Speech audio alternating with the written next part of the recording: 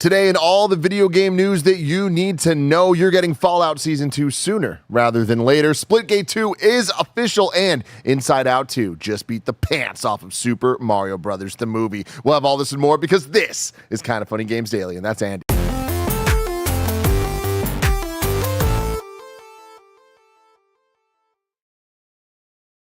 What's up and welcome back to Kind of Funny Games Daily for Thursday, July 18, 2024. And I'm just going to fucking say it, Andy. What? That intro is 1,000% longer than it used to be. Something changed. Something happened. I know the cadence of this, and that is longer.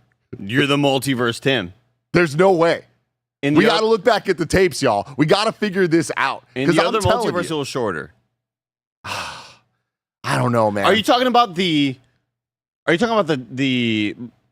we'll always add like several seconds of just black screen at the end. Yeah. That's before transitions from the screen that says Games Daily to us being on camera when I'm supposed to go, what's up?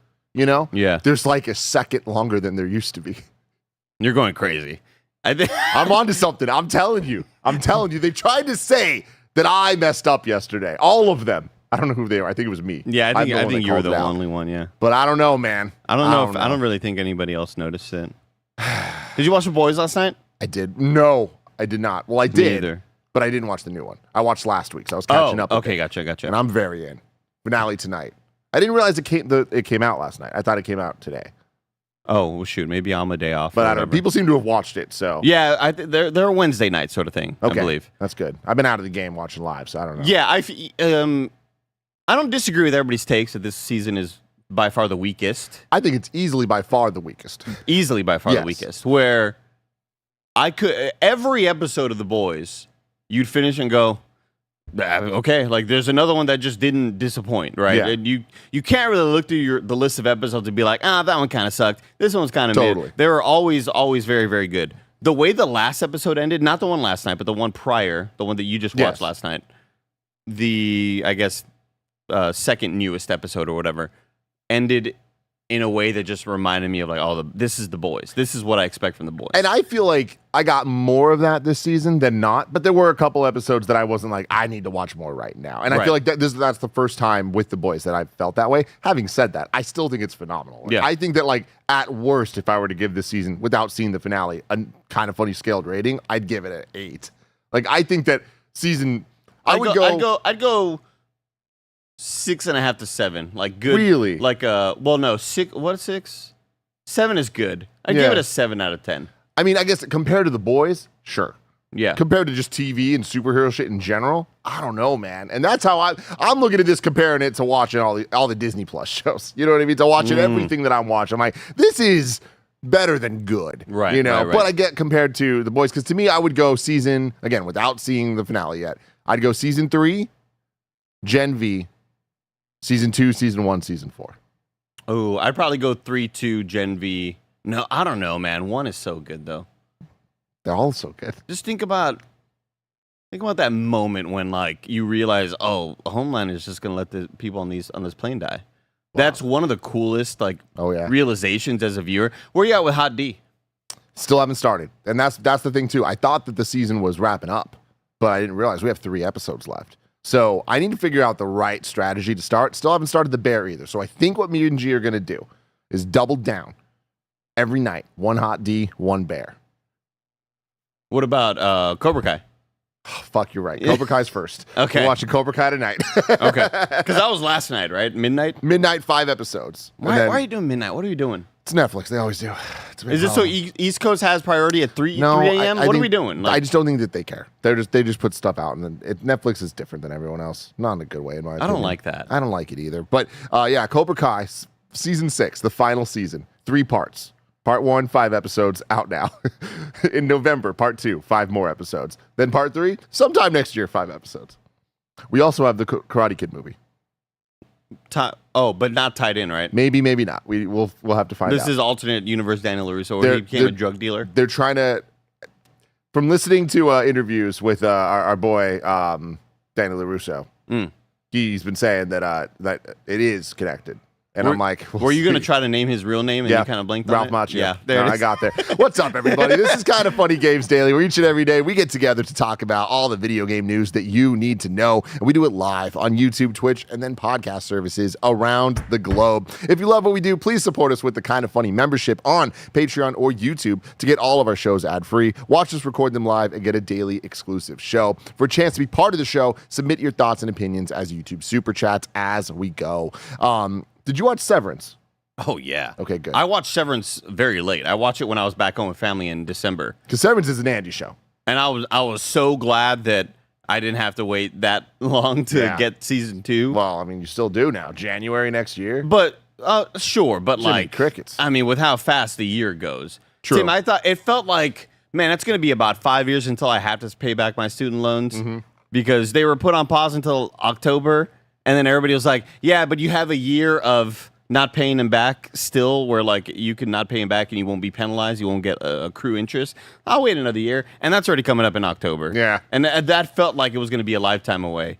Time is just—it's making no sense. It feels like I can put myself in my shoes at every different New Year's like celebration over the past 5 years, and it feels like it was yesterday. I know. I hate this, man. I hate it. They start coming, they don't stop coming. Back to the rules? Hit the ground running? Yeah, I don't know. Some housekeeping for you. Kind of Funny Games is an 11-person small business that's all about live talk shows. Today, after Games Daily, you're getting a Diablo day. A full day of Diablo, everybody. After this at 11 a.m., Joey, Greg, and Xanth from the Diablo Podcast are live reacting to the Diablo IV Spiritborn class reveal. And then immediately after that, at noon, Rod Fergusson is in the building for a Diablo Gamescast with Greg and Xanth. That's going to be awesome. You're definitely going to want to check that out. And then after that, Rod, Greg, Joey, and Xanth are streaming Diablo for your amusement. If you're a Kind of Funny member, today's Gregway is all about how this Diablo stuff came together, how it's all happening, because it's pretty crazy getting Rod Fergusson here. Yeah, pretty wild. And Xanth, too.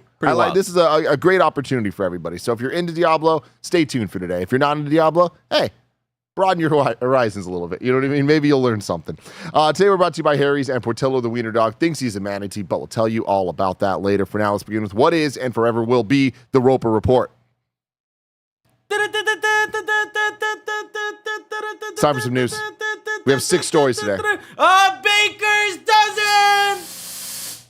Here we are. Story number 1, Fallout Season 2 is ahead of schedule. This comes from Blair Marnell at GameSpot. Following the premiere of Fallout earlier this year, Prime Video didn't waste any time renewing it for Season 2. Now, after the show earned 16 Emmy nominations, including Outstanding Drama Series and a Best Actor in a Drama nod for Walton Goggins, my guy, the early word on Fallout Season 2 is very encouraging. Geneva Robertson-Dorrit and Graham Wagner and Jonah Nolan and Kindred Films have such vision for this. They're hard at work. We already have scripts in hand for Season 2, said MGM Studios television head Vernon Sanders during an interview with The Wrap. So we're really far ahead because we knew we had something special all along. It's premature for me to give you a release date, but I'll tell you, we're working hard to be back as fast as possible. I think people will be pleased with how quickly we're able to get the show back. We just want to make sure we deliver everything that is on the page. Sanders was also asked about a possible Fallout spin-off series. While he didn't commit to any expansion of the franchise, Sanders stressed that Prime Video has long-term plans for Fallout. Fallout is a big world. We had a great partnership with Bethesda. So we're in all sorts of conversations about what the future looks like, but we definitely think Fallout is a multi-season show that can go in a lot of different directions. So we're very excited about what's been laid out so far. Assuming Fallout Season 2 begins filming in 2025, it will likely return to Amazon Prime Video in 2026. Very cool. Very cool. Love it. I love that they trusted so hard in their vision, as they should have, that they were like, let's already start writing pre-drafts for Season 2 or whatever, because we know that this is going to hit. We know how it's going to resonate with audiences, not just video game audiences, but people who enjoy good TV. Yeah. Gia. I think that Fallout is such a great example of a show that got Gia, who's not in the games. She was enthralled by it from beginning to end. Did you all marathon it? I'm pretty much over the course of like a week or two, or something like that. But yeah, because it was all released at once, right? You're correct. Yeah, which I hate that shit. But and we'll see if they do it with Season 2. But I really appreciate Amazon's willingness to double down on something that's working and to quickly do that. Like we look at The Boys, even with Gen V. Like I can't believe Gen V is out. Like On top of that, and was good, and that Diabolical animated series they put out was awesome. Diabolical. And then Invincible being another example. Invincible specifically with seasons, 3 and 4 that they're like doing back to back to be able to get them out sooner. I appreciate that there is clearly an understanding that there's a desire for seasons of TV to actually come out the next season because we've kind of fallen off of that. I feel like Game of Thrones. When it had that break after the next year or whatever. 6? Yeah, exactly. Gotcha. Yeah. Next, like the following season of whenever it debuted. So summer season. But when Game of Thrones came out after season 6, and they took that like 2-year break, right? I think that's the right timing on that. I feel like that kind of gave a message to all the studios of like, oh, we don't need to put out shows every year. Like we can take longer. And I don't think that that's been a great thing for the audience, and I think a lot of examples of that are things like Invincible that then come back and Stranger Things as well. I saw some people kind of quote tweeting a recent interview from some people, some of the cast members, but being like, "Yeah, I started this show when I was 10, and now I'm 20." It's like 10 years for a 5-season show. Yeah, is kind of nuts. Now, granted. Pandemic threw a wrench in things, obviously, but writer strikes. But still, they were on a very slow pace before that anyway, Yeah, and I think the thing with Stranger Things that's more interesting is that it is Netflix's golden goose. Like we used to talk about House of Cards being the show that kind of put the binge model and Netflix prestige TV on the map. But Stranger Things was the breakout mainstream hit where you're buying shirts at Hot Topic. And so them taking long and like drawing it out as much as possible doesn't necessarily surprise me because like that is their cash cow. But when you look at a lot of the other shows out there, like even things like Severance of how long that's taken to get a season 2, I wonder if that's mainly because they weren't sure if it was going to hit the way that it did. But then you look at things like The Bear that seem to be just pumping these seasons out, right? Yeah. And, smaller scale shows as well have different types of needs production-wise. But it feels weird because The Bear being produced at such a fast rate is such a normal rate for back in the day, but totally. 15 or, maybe a decade plus. Before Game of Thrones. Right. And now we're kind of surprised that, oh, wow, a new season after a year. It's like, well, that's always how it was. And you weren't only getting that. You were getting 22 episodes a season of, whatever, Seinfeld or, and now it's just episode counts or everybody's going for the 6, 8, or 10 model, it seems like, Yeah. And I think there's a lot of wins there. I think The Bear is a good example of, and I haven't seen this season yet, but like focused, shorter episodes actually like being the ideal route for a show like that. But things like Fallout, I'm interested in because I feel like they're going to double down on this. Obviously, Amazon has a win, just like they did The Boys. They're going to turn Fallout into a 5-season show. I just wonder if they're going to get on a cadence of being able to release these things once season 2 comes out. Will season 3 be able to follow sooner than I imagine this? Because even if this is ahead of schedule, like I imagine they're saying, assuming Fallout 2 begins filming in 2025, it'll return in 2026. That's not that shocking. We also expect The Boys' final season to be 2026 as well. And it's like, so we're on a 2-year cycle for these things. And like, how hard was it to start The Boys up this season and be like, where exactly are we at with this? And you catch up pretty quick, but it's like, that's not how these stories are meant to be told, Yeah. It's gotten weird to a place where watching TV shows and trying to get caught up feels like, all right, I'm playing the sequel to that video game I played 3 years ago. Like, it's not too dissimilar, which is not great when video game production and TV production should be much different in terms of how long did they take. But I think that also goes to show that when we boil it all down and we talk about the quality of these shows, how they are making 3-4 movies. And that shit takes time. Like, it's obviously not the same budget and time that you would see from a gigantic blockbuster or whatever, but these are movies being created. They're not just a 24-minute episode with commercials or whatever where there's not a whole lot of like CGI involved. These are big productions and they require a lot more time. So catching up on them does take more than I would think it would. Going a little bit more into this story, I got some questions that I want answers from you guys from the super chats here. What do you want from Fallout Season 2, especially considering Fallout got 16 Emmy nominations. This comes from Tom Ivan at VGC. Amazon's Fallout show has received 16 nominations for the 76th Emmy Awards. They include a nomination for Outstanding Drama Series, which pits the show against the likes of Three Body Problem, Shogun, The Crown, Slow Horses, and Mr. and Mrs. Smith. Walton Goggins also is nominated for Outstanding Lead Actor in a Drama Series for his portrayal of the Ghoul. Fallout's nominated for Writing, Visual Effects, and Production Design prizes too, among other awards. Co-showrunner Graham Wagner told Deadpool, Fallout originated from a really... Oh, yep. You got Deadpool on the mind I got Deadpool on the mind for sure. Fallout originated from a really wild and creative period of video game making, and television seeming to be catching up to that moment now, similar to movies catching up to the somewhat psychedelic Marvel comics of the 60s and 70s. So I feel like we're in that pattern. That's awesome. What a great thing to hear. The crazy thing about making season 1 is that you have 8 hours to adapt a franchise, in which there's thousands of hours of gameplay to draw from, and it just means you have to leave so many of your favorite pieces of the mythology behind, said fellow showrunner Geneva Robertson-Dorrit. So we're honestly just excited to be able to dive deeper into it and show audiences more of this incredible world. Wagner added, we barely scratched the surface of the world of Fallout in season 1, and feels like in season 2 we're getting another scratch in, but there's more to be done. There's more to be done. I'm worried about this taking the Walking Dead sort of playbook, right? Making it too much. People start to get bored of it. It starts to lose its luster. It starts to lose its sheen. And you kind of don't look back favorably on a series like that. Yeah. Even though I know that those first several seasons of Walking Dead was one of the first sort of like prestige type television things that AMC had, and that was kind of around the hotness of Breaking Bad and Game of Thrones also hitting at a really important time for just like hitting that zeitgeist of America and everybody that's appointment television. What the hell's going to happen on this week's episode? Every death mattered. Yeah, and I think that there are enough lessons out there to not take that approach, to not oversaturate it, to know when to end it. I love everything that we've been hearing about The Boys and how, hey, we want to end this after season 5. We know where our ending is. Every show should kind of have that Breaking Bad approach where they said, we don't need to extend this if we don't need to. Like, yeah, it'll make us a lot more money, and I'm sure they want us to extend it, but we know the story. This show would be much more...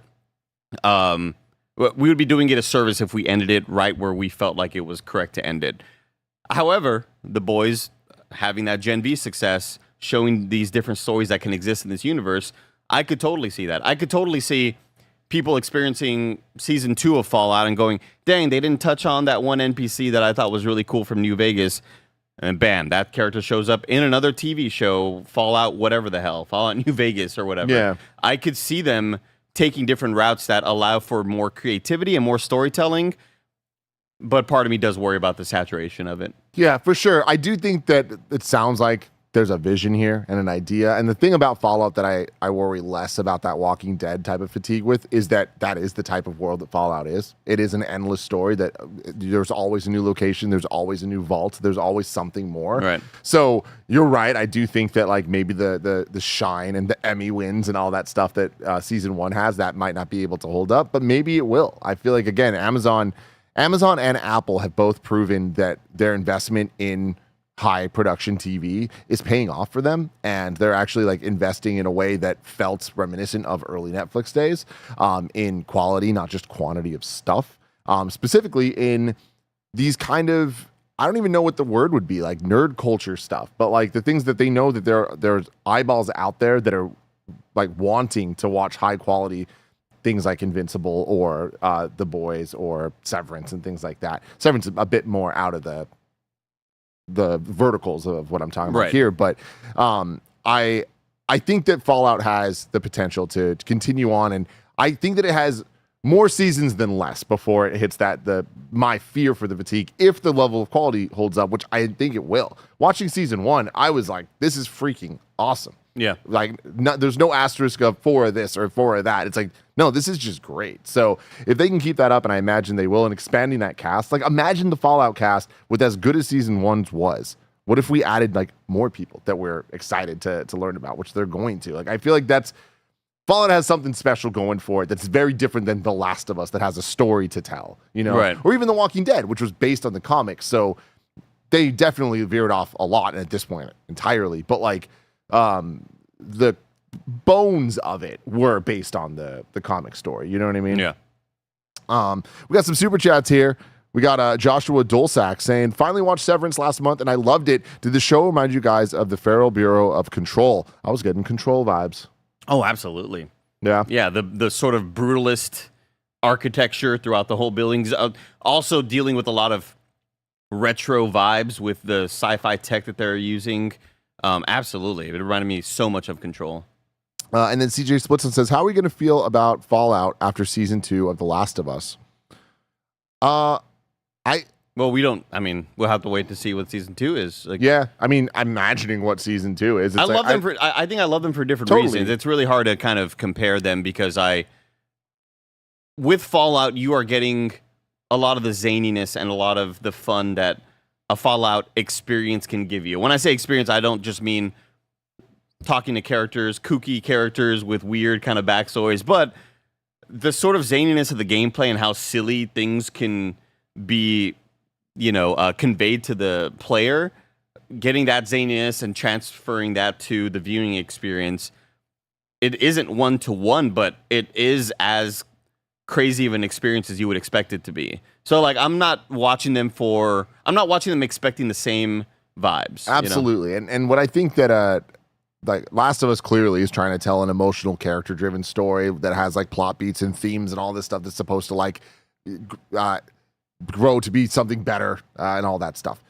Fallout to me, I feel like has this magic secret sauce where like the most exciting part of a team movie is getting the team together and then like the big moment where they actually face off against the obstacle or whatever. Mm-hmm. When it comes to shows like a Severance or like a Fallout, the kind of exciting part is the mystery of how it all works. And I think Fallout is, and normally once you have the answer to that mystery, the show's never as interesting. Right. Because you're like, okay, I get what's happening here.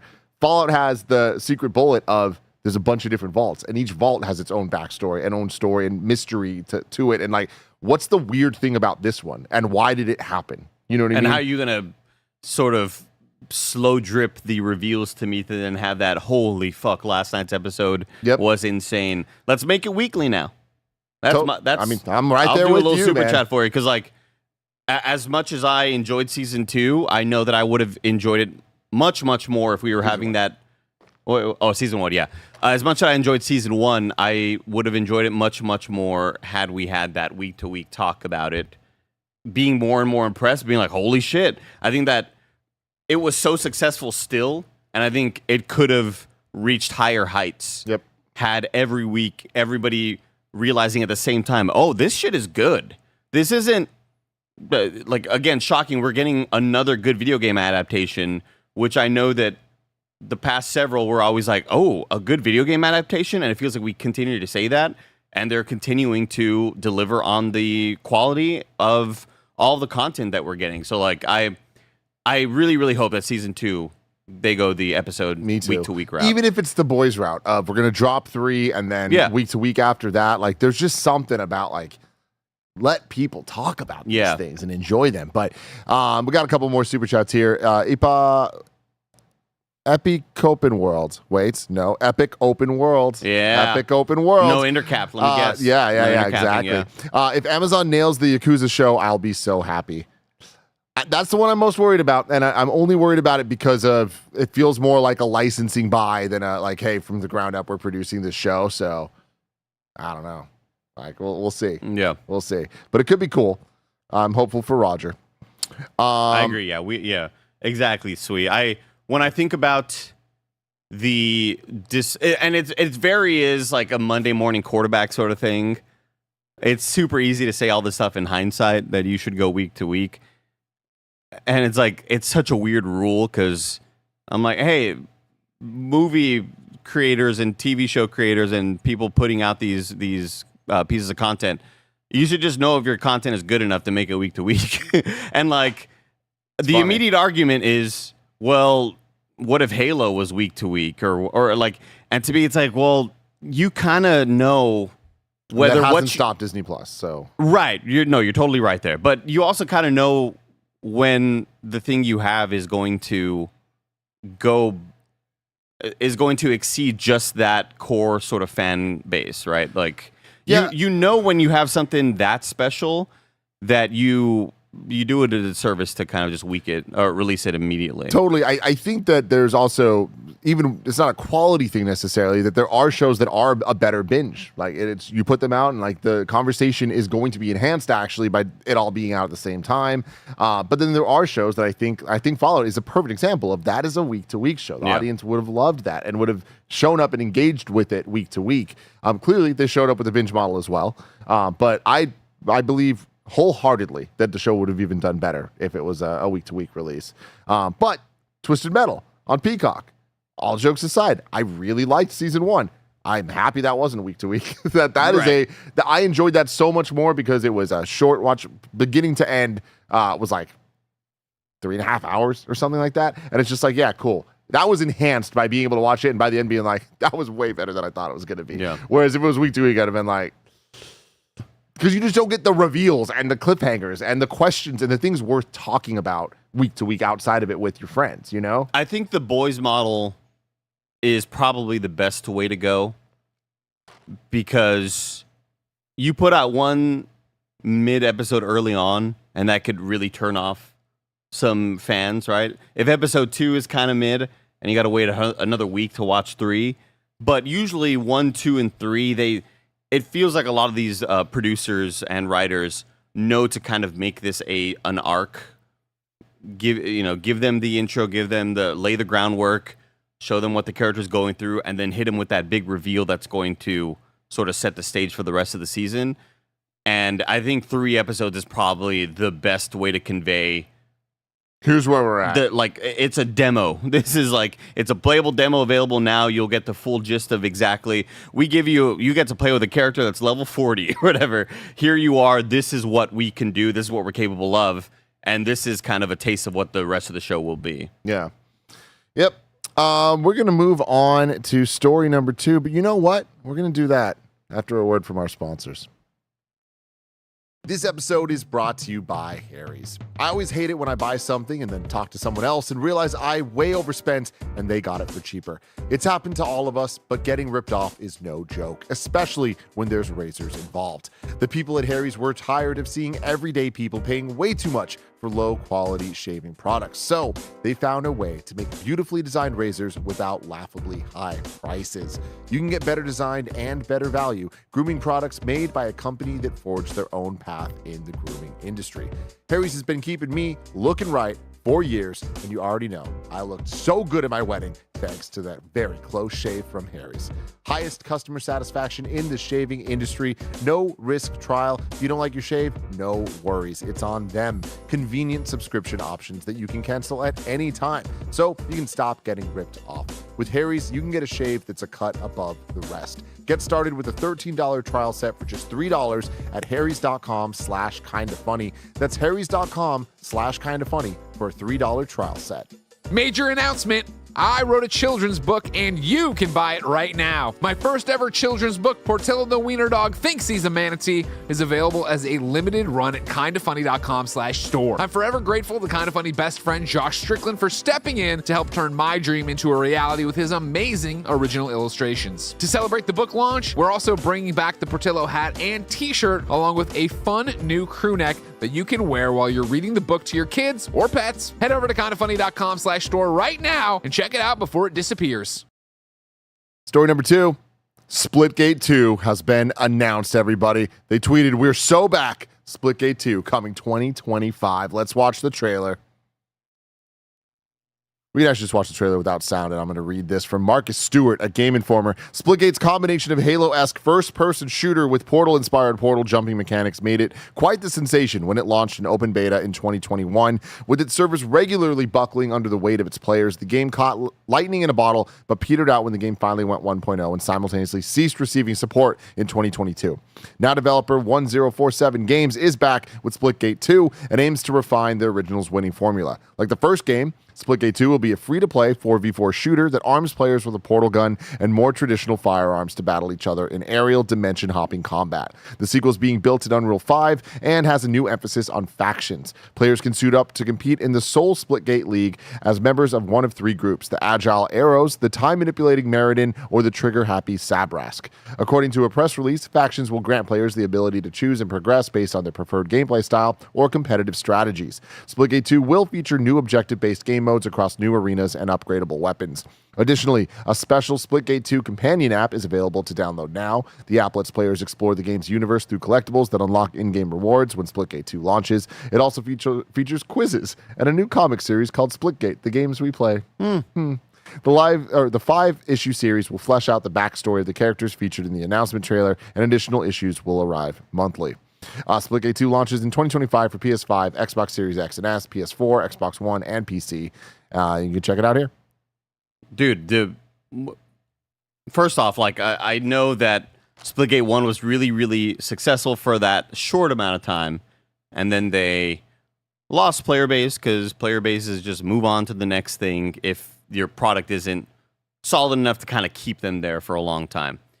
This trailer is so sick. Like, you missed out kind of reading that right there, too. This trailer just has such a great visual vibe to it. I love the sports aspect of this, of making this like a league. I did hear some reports that this looks to be a hero shooter, which I'm less stoked about. I don't know if maybe that's based on the factions that you're choosing, where you're maybe getting different abilities or whatever. Because Splitgate 1 is very much, you're just a bunch of Halo Spartans out there, and you're throwing out portals. And a winning combination. Legitimately, the novelty there, like, never wore off for me. It's such a cool concept, and to see it in action, the way that it worked and played was so awesome. And for someone like me who, in our industry, we kind of just move on to the next thing anyway. There's always like the new thing we need to be reviewing and playing or whatever. And I fell off of this game. And the larger audience who maybe doesn't have those benefits of playing the next thing and buying the next game, they also fell off of it. And I am worried for Splitgate 2 because Splitgate 1, if you remember, Tim, they declined an offer from Epic. Something like that, yeah. And kind of decided like, nah, man, we're gonna bet on ourselves and go do this on our own. And then I think it took a pretty big fall after that, which really bums me out. But I'm also just like weirdly. Well, there's the positive side to it, though. I'm also weirdly encouraged that like they're still doing this and taking a sort of different approach and upgrading what the original was and trying to make things better. Like, this. It's a triumph of the human spirit, Tim. Oh, yeah. You know? Oh, yeah. No, when they kind of. This guy looks like a Destiny character. Well, yeah, someone was saying that this looks like if Bungie like remade Splitgate. But if I remember correctly, like, they essentially like cut on Splitgate 1 because they're like, yo, we're moving on to the sequel. Like, we're going to blow it out of the fucking water with the sequel. And like, we're here now. 2025 is earlier than I expected this thing to be. Granted, we'll see if it actually hits. But hey, I'm rooting for them for sure. I think that this is awesome, and like, they, again, you're right, did already prove themselves like a couple years back when they in an already kind of saturated market were able to come out and do something familiar but different enough that it hit with people. I'm rooting for them. I want to see this work.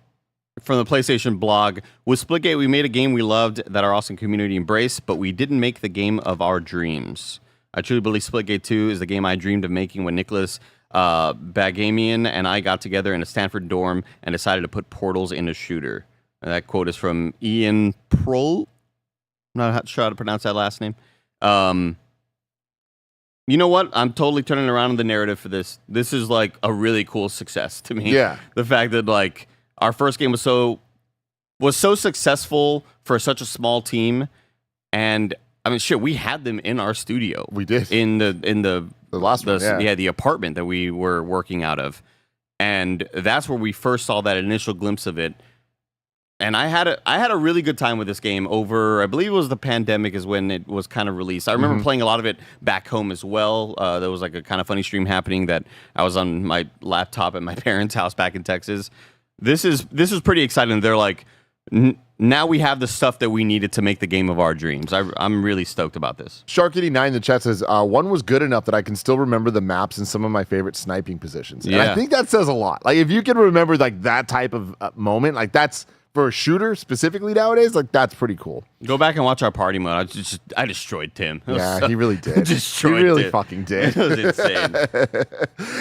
Story number 3, you can stream Xbox games on GeForce Now. This comes from Eddie at GameSpot. Microsoft and NVIDIA have teamed up to allow users to launch Xbox games directly from Xbox.com via cloud streaming through NVIDIA GeForce Now.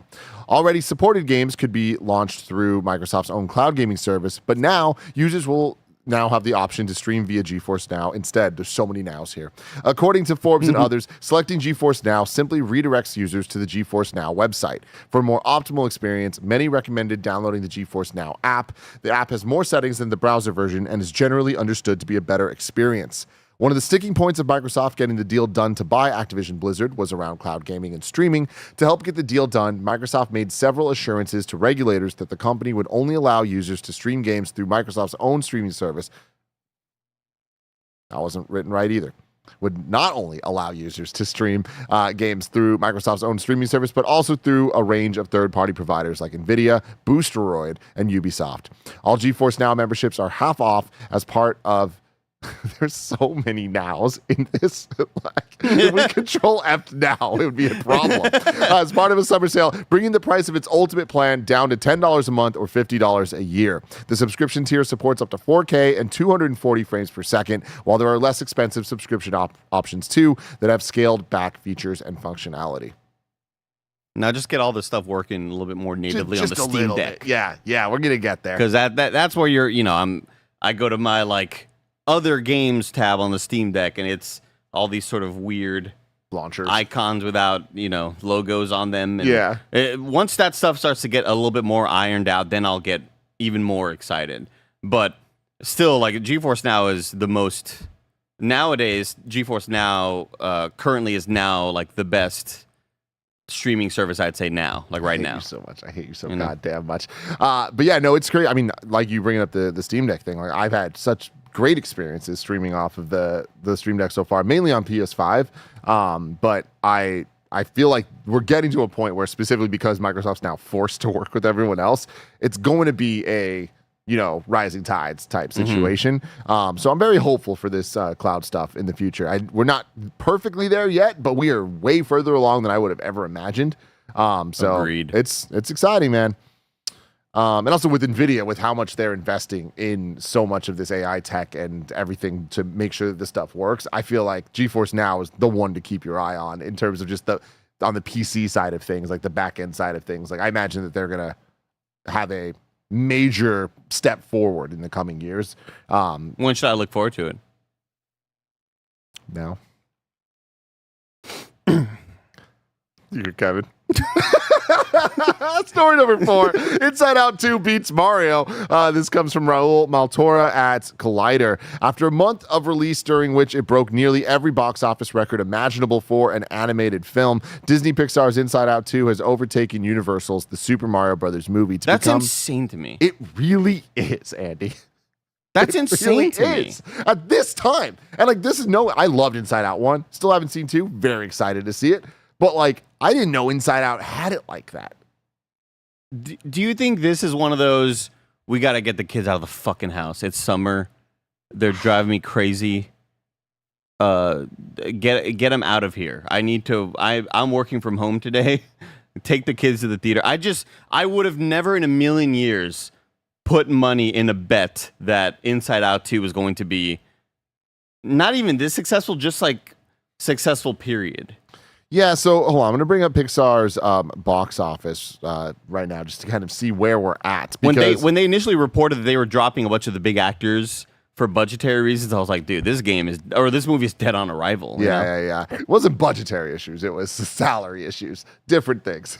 You know what I mean? It's not like you didn't have the budget. It's not like you didn't have the money. Yeah, but I mean, like, I think from their point of view, they've seen all of the failures that the past Pixar movies have done, and like, hey, we would love to break even with this one. Yeah. What if we didn't pay Bill Hader what he deserves, So what's interesting here is we got Inside Out is the 5th highest grossing Pixar movie. What? Yeah. Hold on. No, this that was domestic. Let's go back to I mean, still. That's crazy to me. Yeah, wait. Inside Out 2 becomes Pixar's highest grossing film of all time. Well, you got people paying, $40 to go to the 4DX and Oh yeah. That's what it is. We'll continue with the article here, though.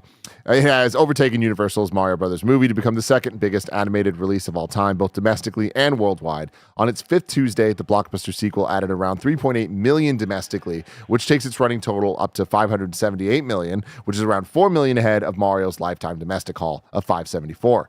The film's Tuesday domestic tally alone is enough to push it past Mario's 1.361 billion lifetime global haul. Inside Out 2 has made just under 790 million overseas for a global haul of over 1.36 billion. This puts it around 90 million shy of Frozen 2's lifetime global gross of $1.45 billion, which it is likely to pass in the coming days. What is Inside happening? Out 2 is about to beat Frozen? This is one of those, Top Gun Maverick saved theater and cinema. Mm-hmm.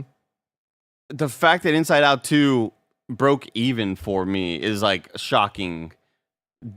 Again, just look at the past Pixar movies that are released. Look at the lack of success. Now, granted, that was way deeper into the pandemic where people weren't wanting to go out, so they just kind of released them on Disney Plus or whatever. Yeah. And they try to recoup some of it by putting it back in theaters. That was a massive failure. Yeah. I am so blown away by this, given how much of a disappointment Lightyear was and how, the fact that you couldn't make that much of a success off of a known quantity as Buzz Lightyear. And I know it's not the Tim Allen silly Buzz Lightyear. They were trying something different. But still, the name alone. Yeah. Inside Out to me doesn't have that cachet. But it does. I guess it does. Yeah. That's so insane. Absolutely. Well, very excited to watch this. Hearing very good things about it. So, but although I keep hearing from a lot of people like, oh, it's so much better than the first one, and I'm like, but I really like the first one. That first one was real good. So man. I'm like, I don't know if I'm going to line up with your opinions on this, but excited to check that out at some point. First one was real good. But yeah, what's wild about this is Inside Out 2 is now all but guaranteed to finish its theatrical run as the highest grossing animated movie of all time. That's nuts, dude. I can't believe this. Freaking wild.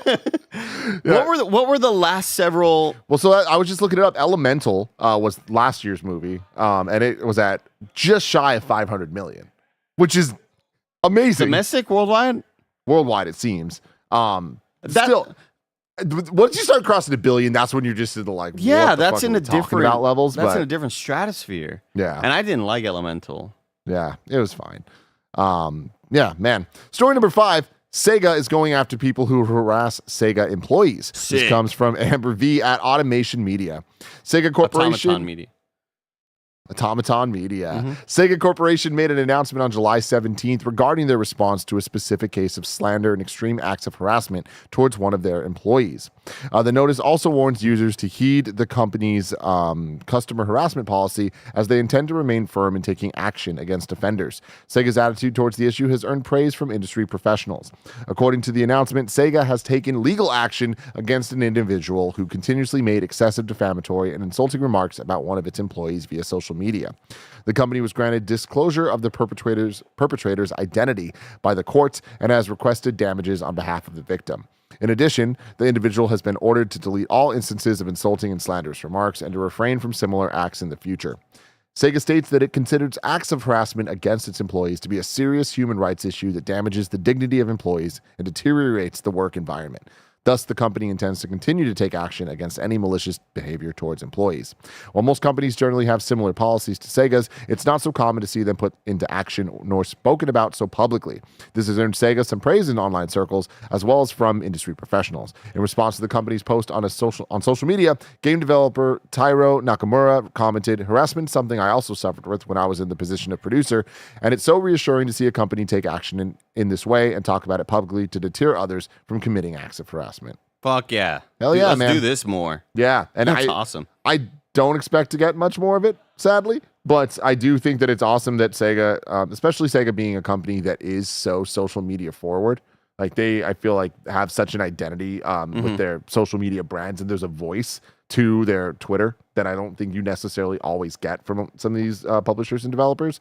That when you have, the more personality you have, the more you're attracting comments on that personality. And I feel like separating the art from the artist of this can get a little dicey. And I feel like it's very important for a company like Sega to then double down and extra protect, because they are kind of cultivating this audience to understand the voice. And if you like the voice, don't like the voice, you still got to be kind and you still need to be respectful to people, you know? And I think it also shows, prospective employees that, hey, we care about this stuff. Come work for us. That's really cool. I like that. Yep. Shout out to you, Sega. We appreciate you. Sega. Even though I thought the Genesis should not have been A-ranked visually. I mean, it's a choice. You know what the red reminded me of on that stupid little looking Magic, console? DeLoreans. I hope they don't sue me right now. Things. With the red look, it reminds me of one of those like sci-fi guns you'd buy as a kid that made laser sounds, and the red parts would light up with like these. That's what that red reminds me of, and it looks so cheap. That's what that is. I hate you so much, Andy. When I was a little kid in San Francisco, I can't afford it. I loved video games. I still do. But when I was little, I was like infatuated with them as a concept, as an idea. Yeah. You know what I mean? Just knowing that there are these games that I could play excited me. And I'll never forget one day driving across the Golden Gate Bridge. That's not right. The Bay Bridge. And looking over and seeing this giant Sega logo on the Sega building and being like, video games are made here. And my mind just exploding. Changed me forever, Andy. That logo was so big. Such a big Sega logo. Such a big logo. But if I would not, if I was tired of all that big stuff, if I was something the smaller, 1 yard line. Say the tiniest news I need to know about, where would I go? You go to the Last Story of the Week news channel where we cover all the small news items you need to know about. He fumbled at the 1 yard line, Chad. He was a snowbike bike yesterday in the NCAA Heisman mode, trying to hit the celebrate button, and he pitched it back and fumbled it. Oh, shit. We news, everybody. IGN reports Woot is offering the best deal. What the fuck's that mean? Woot! It's one of them, like, deal websites. Like, Woot. I've never fucking heard of Woot in my life. Really? IGN reports Woot is offering the best deal on Xbox Game Pass Ultimate. Right now, you can get a 3-month code for only $34.49. Look, Tim, I don't want to say I'm part of the problem, okay? But last night on Amazon Prime Day, I was scrolling through, and I saw a $100 Valorant gift card for $80. Did I buy it? I'm not going to disclose that information. Keep reading, Tim. Woot! If you weren't aware, Microsoft recently raised the price of Xbox Game Pass Ultimate to $20 a month. So now you're saving 43% off a 3-month membership. Note that you can purchase multiple codes and apply them to your account up to a maximum of 36 months. That's 3 years, Andy. 3 years. Overwatch announced a new support hero named Juno. You can play as her for a limited time, July 19th through July 21st. Did you want to watch this? I would love for you to bring up the trailer right now, Kevin. Yeah, heck yeah, dude. Let's check this out. Juno is a brand new support here. This has always been kind of... You want audio? No, we don't need it, but this has always been kind of codenamed as like the astronaut character. There was always like hints here and there of some sort of astronaut-looking character. And I think she looks awesome as hell. I haven't really seen exactly what the kit is, but Blizzard and their design team is just so good at, knowing what looks appealing. She's got like hover skates. Yeah, man. It gives her that like gravity feel. That's kind of cool. So freaking cool. She got a little glide boost move. She could fly up into the sky. She's got sort of a Buzz Lightyear looking helmet for the audio listeners. She just kicked the dude. She's got, again, these hover skates that kind of remind you of like, you ever seen like where you put like a magnet on dry ice or whatever and it just kind of like floats? No. Kevin knows what I'm talking about. Superconductors. Yeah, superconductors. Yeah, you ever see that thing? No. Science with Kev? Where it's just like... I'll pull up a video. Things could just kind of float. You see that smoke or whatever? Oh, she just put up a little ability. I don't know what it did, though, but they're running through. They're looking freak nasty with it. I'm excited. I'm excited to try this out. I haven't played Overwatch in so long. It's about time that I go back. And I'm always worried, have I just fallen out of Overwatch? I don't know. Well, that remains to be I don't seen. think Overwatch is a thing that you will ever fully be done I think with. you're right, because like I kind of felt that maybe I'm done with Overwatch, and then Part 2 came out, and then I was like, oh shit, this is like some of the most Overwatch I've ever played ever. Yeah. I just haven't played it in a long time because Valorant kind of took that multiplayer crown for me. Yeah. And I'm glad this is not available anytime soon. Well, I guess you could play as her tomorrow, but Concord is tonight. Oh. Concord's right now, actually. Here's a man. superconductor, Tim. You see that thing? A hockey puck floating with like dry ice. You see a little smoke? I don't fully understand what I'm looking at here. Just floating, Tim. Okay, so it's magnets on ice. I don't know if it's magnets. That's just the word I was looking for. It is magnets. When you super chill a metal, it makes it like Gotta be super chill. extremely. Is super chill a scientific term? Yeah, pretty much. Okay. You put it like below zero, You Tim. got a super chill Oh, for the way superconductor. below. You gotta put that shit at like That's 40 degrees, 45 degrees. Even lower. You can go lower, Andy. It's gotta be chilly, you know? Yeah. It's like, Liquid should I take a jacket? Is it that chill? Yeah, Okay, I'll cool. take a jacket. Cool. VGC reports a new Apple TV Plus free trial offer has launched for PlayStation console Oh, owners. there's another one. Here's another one, Tim. Look at that. Look at that thing. It's just Quantum floating. levitation. These motherfuckers are just adding cool words. You know what I mean? They're floating, just dude. putting things together here. Really Quantum levitation. Get the fuck out of here. It Only align- possible with a superconductor. Okay. Fucking nerds. Go fight Megatron. Uh-huh. The offer is only available to new and qualified returning Apple TV Plus subscribers. And then also from VGC, 82% of American video game players made an in-game purchase last year. That's according to ComScore's 2024 State of Gaming report published by GamesIndustry.biz, which was made in partnership with in-game advertising platform Anzu. Were you one of them? Are you part of the 82%? That's more information I refuse to put out there. Barrett, are you part of the 82%? Did you make an in-game purchase last year? In video games? In a video game. Any video game? I'll make one for you. Yeah? Me Think and Mike about could make some for the whole studio. Yeah. We can make up for everybody here. Tim, didn't you buy skins in Fortnite? I did. Yeah, Yeah. I'm we part of did the 82%. You got the yeah. Ninja Turtles. I got the turtles. Well, are you and gonna- also, You gonna get the Transformers in Overwatch? No. I need to not. You know what I mean? It's just a bad idea for me. Hate it, Tim. We're not going to talk about Pokemon Go. We're never going to talk about Pokemon Go. Just ever. We Yeah, got when I some- looked at my Valorant purchase total, I almost vomited on my fucking crotch. Like it was just I was, oh my, what? Yeah, not Was good.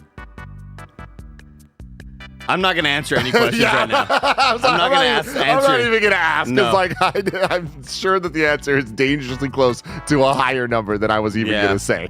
But that's Wii News for you, everybody.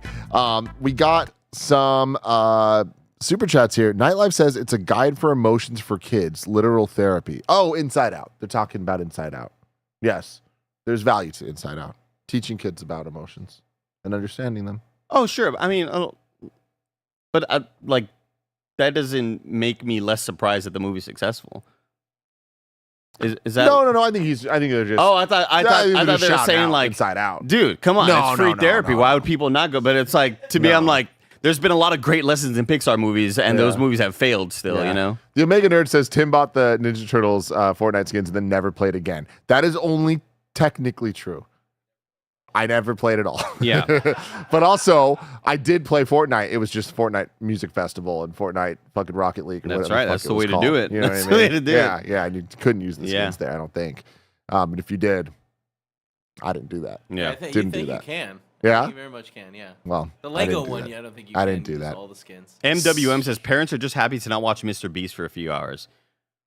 Like that kind of makes sense to see, like, to have parents be like, let's go to a movie. Like, you've been watching this YouTube reactor. Yeah. Saw an amazing YouTube thumbnail of like a Korean guy reacts to attractive Mexican woman, and it had like 800,000 views, and everybody was like, "Who is this for? Who's like?" One of the weird rabbit holes that I've got sucked into somehow, and I don't know how I got here, but you know the Instagram lives where it's like people just doing weird shit, or Yeah. like the NPC type things. Have you seen the ones recently where it's dudes like underneath a bunch of giant water balloons? No. Oh, Never Andy, have. they're Never have. so good. But There's so many they're huge water balloons, and they have like a hose, and they have to turn this freaking on to make it more. And the way that these motherfuckers either act or overact, I'm not sure. They're just like, no. You'll have to watch that on your own because we have to end the show real soon. So, Kevin, don't look up the clip. We have to end right now. But Andy, it's hilarious. They're just sitting there. They have the face that makes them look like they're crying, and then like every time they put a sticker up, it's like 12 little. It's amazing. It's none of that makes amazing. any sense to me. I can't even visualize what you're saying, but I'm excited to watch the clip after this show. And you're wrong. The console warrior says, according to Splitgate devs, no, Splitgate 2 is not a hero shooter. It seems to be class-based instead, which implies the gameplay would be more consistent across the different characters. So there we go. That's kind of lovely. There we go. I had a super chat asking me how I felt about Abiotic Factor, which is like a Half-Life survival game. Mm-hmm. It's like a Half-Life mod survival crafting game, and I had a lot of fun with it. I don't know if we'll ever get back to it though, but I think it has a lot of promise. And I laughed so hard last night playing with Mike, Kevin ASX, Maddock, Washi, Nick. Nick was there as well. There he is. Nick's always there, yeah. And you're always there as well. Here in the comments and clicking over to a different YouTube video if you're watching live on YouTube. If you're live on Twitch, you can just stay right here. It's gonna be a Diablo day everywhere, everyone. Everywhere, everything. Now. Now. But until then, have a beautiful day.